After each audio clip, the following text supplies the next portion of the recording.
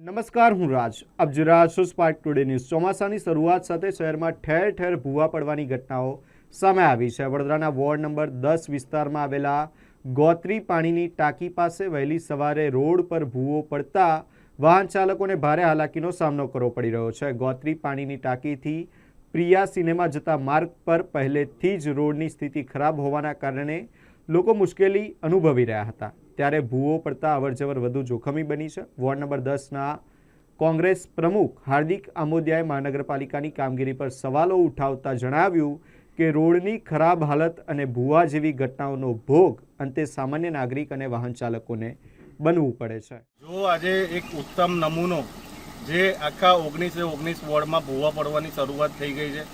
વડોદરા મહાનગરપાલિકાએ એવું ડિક્લેર કર્યું હતું કે પ્રી મોન્સૂનની કામગીરી થઈ રહી છે, પણ ખાલી કાગળ પર દેખાઈ આવે છે.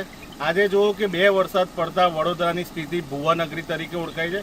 અમે ભારતીય જનતા પાર્ટીના કોર્પોરેટરો, ધારાસભ્યો ખાલી મેવા ખાવામાં મશગુલ છે અને સેવા સદન જે વડોદરા મહાનગરપાલિકા છે એનું નામ બદલીને મેવા સદન કરવાની જરૂર છે. કારણ કે ઠેર ઠેર જગ્યાએ ભૂવા પડી રહ્યા છે અને ભૂવા બી એટલા ભયાનક છે કે લોકોનું અકસ્માત થાય અને અકસ્માતથી મૃત્યુ થાય.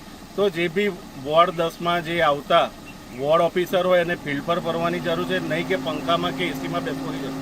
જો કોઈ એક અકસ્માત મોટો થશે એના જવાબદાર વોર્ડ અધિકારી હશે, જે તે વોર્ડ 10ના કોર્પોરેટર હશે અને જે કોન્ટ્રાક્ટર છે એને તાત્કાલિક બ્લેક લિસ્ટેડ કરવો જોઈએ. કારણ કે જે તાનાશાહી જે આ લોકો કરી રહ્યા છે ભ્રષ્ટાચાર કરીને, આજે આ લોકોનો ભ્રષ્ટાચાર છાપરે ચડીને પુકારી રહ્યો છે. તાત્કાલિક ધોરણે આ ગોત્રી પાણીની ટાંકી છે જ્યાં ભૂવો પડ્યો છે એ તાત્કાલિક પુરાવો જોઈએ અને જે બી કોન્ટ્રાક્ટર છે એને સસ્પેન્ડ કરવો જોઈએ, રદબાતલ કરવો જોઈએ.